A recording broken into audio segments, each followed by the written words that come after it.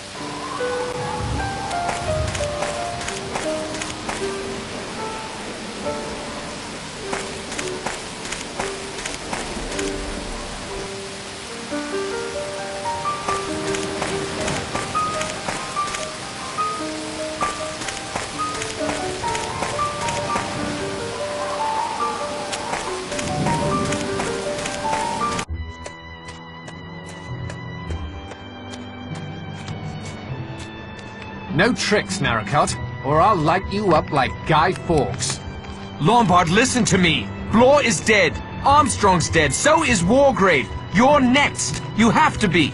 That may be your plan, but it won't work. There's no way Owen can approach you without being seen. Correct? As we're proving right now. So it must be some sort of trap. Already set before you came up here. What sort of trap? The rhyme. 2 little sailor boys sitting in the sun. One got frizzled up. The only thing approaching the sun on this island right now is that fire. Get away from it.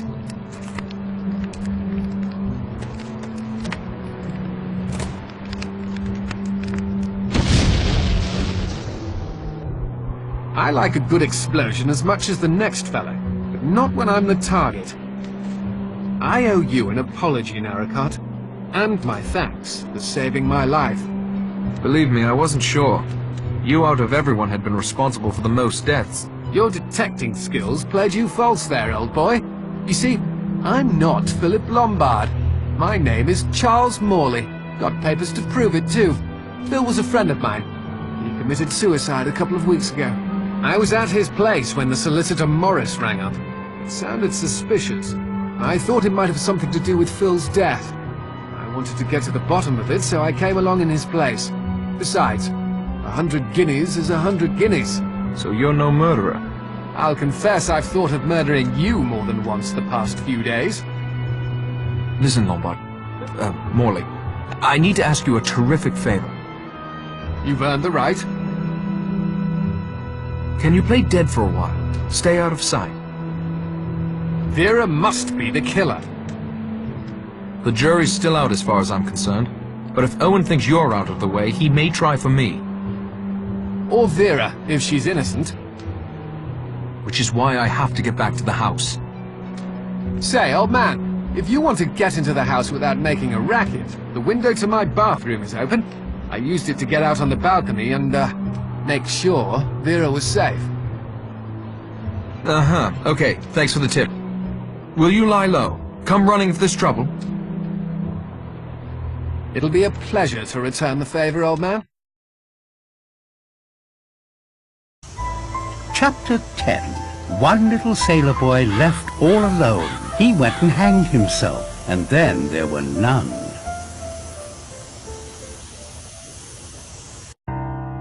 I hear a voice. No, voices. They're coming from upstairs.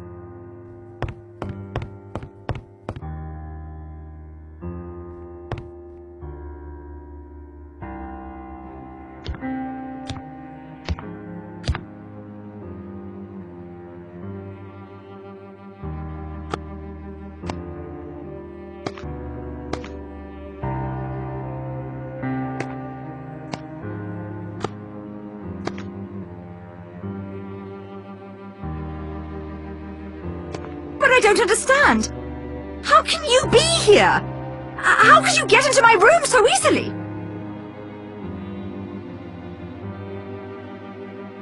I've always had a duplicate set of keys, Miss Claythorne, as a former and actually the current owner of this house.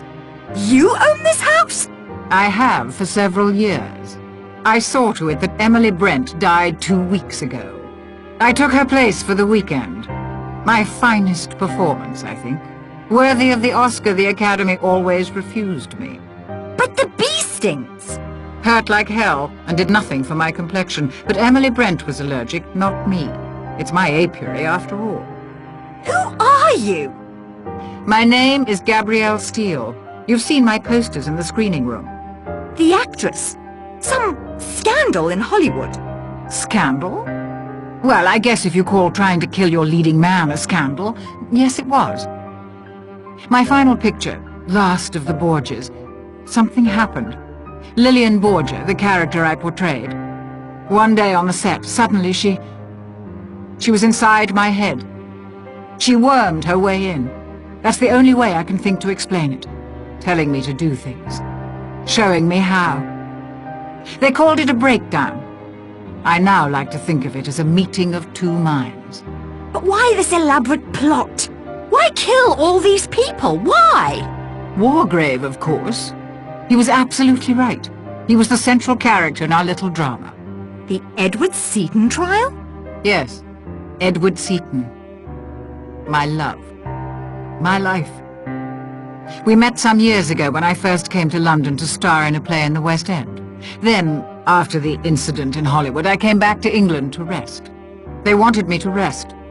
Edward and I fell in love. I cannot describe to you the depth of our love. You wouldn't understand. I've seen how you flirted with Lombard and Narracott, playing them off against one another. Did I? I was frightened and confused. I suppose that's as good an explanation as any. I was never confused. Edward was an innocent man railroaded by that venomous old judge simply to prove a point. That it was his courtroom, his law. 3 days Edward suffered. He couldn't bear the shame or what it would do to me. He killed himself for me. I wanted Wargrave to suffer those 3 days, watching as death approached, powerless to prevent it. But why the rest of us? I met Miss Brent at a resort soon after I arrived in England. Hateful old hag. I think I caught her qualities quite nicely. I heard how she had punished Beatrice Taylor for her so-called sin.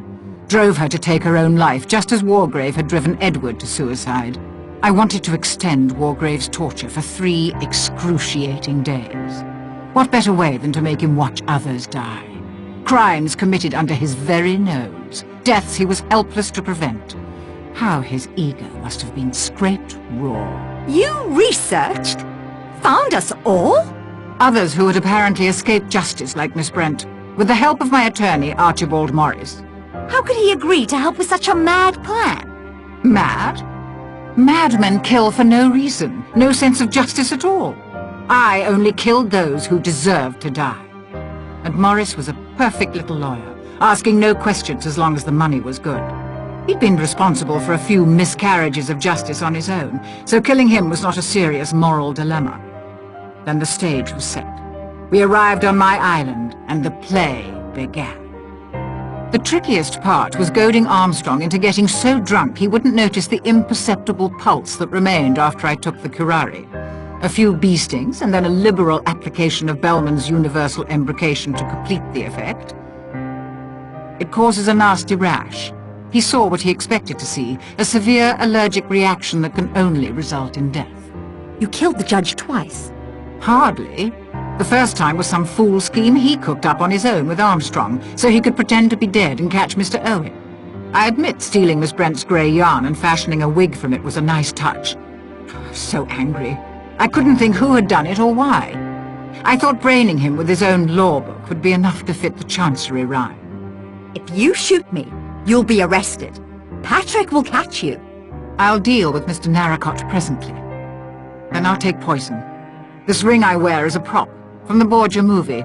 Came in very handy this weekend. First for Marston, then Ethel, then my own curare. And now, here we are.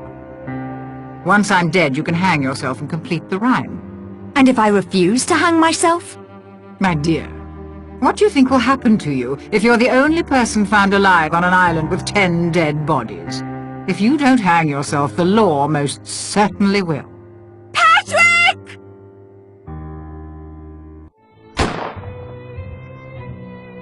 You killed her, Maricott.